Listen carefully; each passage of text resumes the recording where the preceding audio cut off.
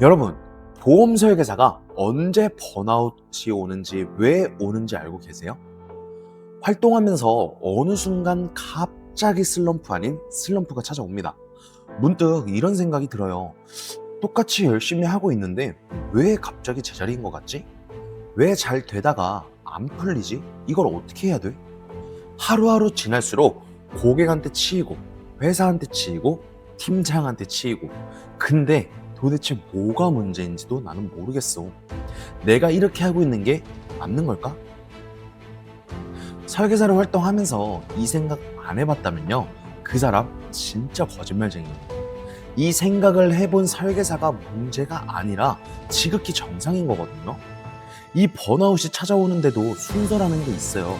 근데 그 순서를 모르니까 당하고 있는 겁니다. 당연히 저 역시도 겪었고요. 등치는 이렇게 산만한데 차에서 웅웅 울었습니다. 그러니까 이 영상을 보면서 내가 슬럼프인 것 같은데 하신다면 끝까지 보시고 포기하지 않고 성장하셨으면 좋겠어요. 그 번아웃 딱 정리 좀 해드려 볼게요. 내가 지금 어느 단계인지를 보시면서 한번 들어보세요. 먼저 슬럼프가 오는 시기예요.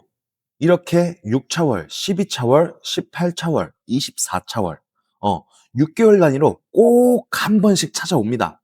여기에 해당이 되신다면 이 4번의 사춘기만 잘 넘기세요. 그러면 롱런 합니다. 그리고 나 좀 슬럼프인 것 같은데 24차월 넘었는데요?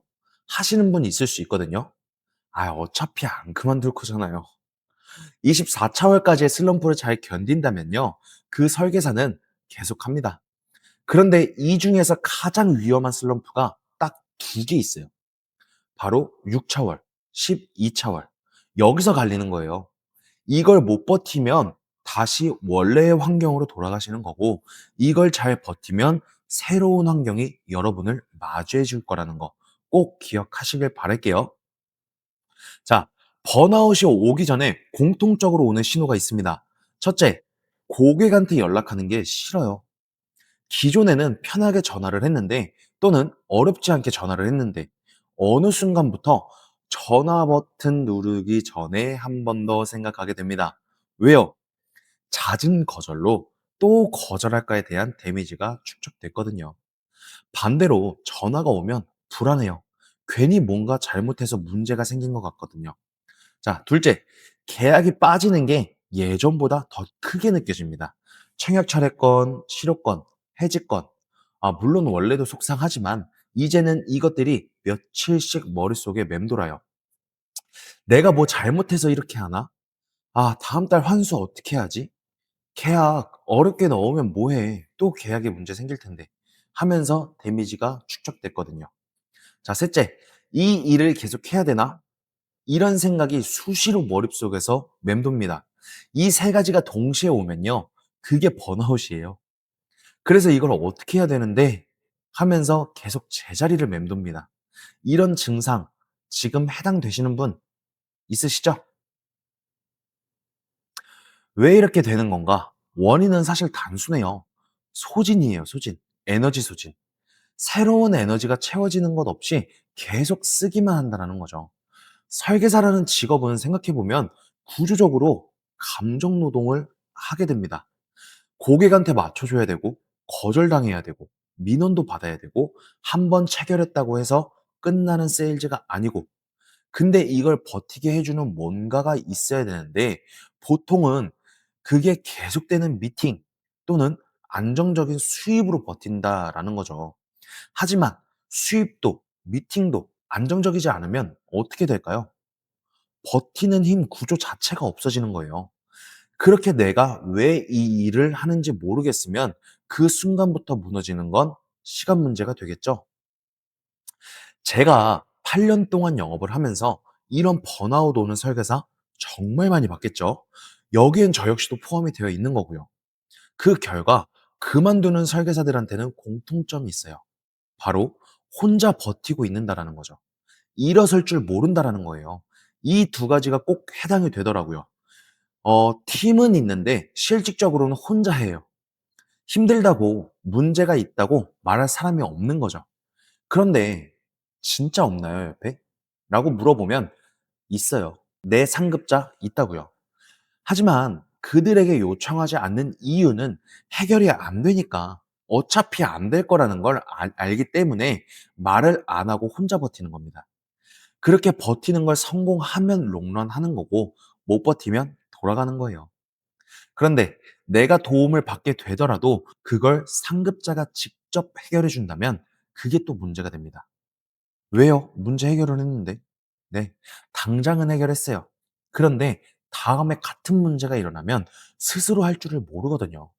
그런데 그만큼 시간이 흘렀기 때문에 더 큰 번아웃으로 찾아오게 됩니다. 같은 문제여도 시간이 지나면 더 크게 다가온다고요. 나는 이제 1년을 넘게 했는데 아직도 내가 이걸 해결을 못해? 와, 나 지금까지 뭐 한 거지? 하면서 이 자괴감이 엄청 크게 더 다가옵니다. 저한테는 이 두 가지가 다 해당이 됐어요.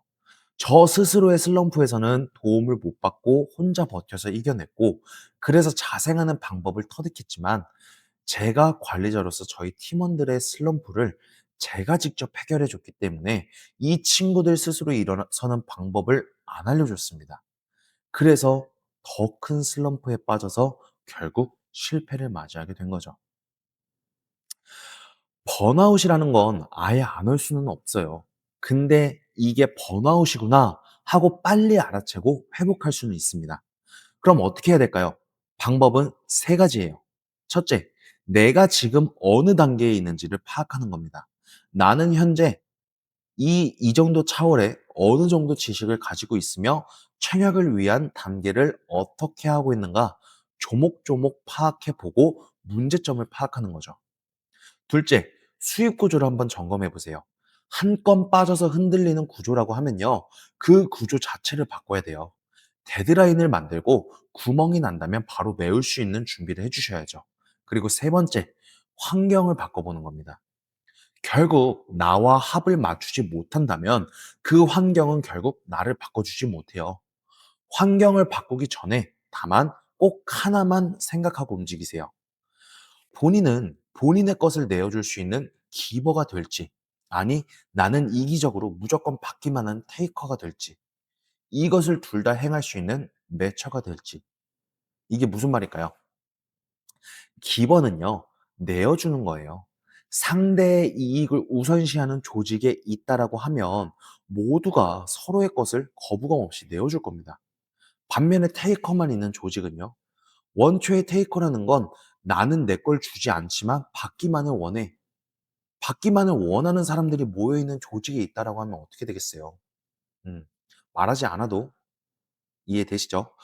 본인 스스로 먼저 나는 어떤 조직의 환경이었으면 좋겠는지를 생각해 보고 그 환경에 나라는 사람은 과연 적합할까? 이거를 생각해 보셔야 될 거예요.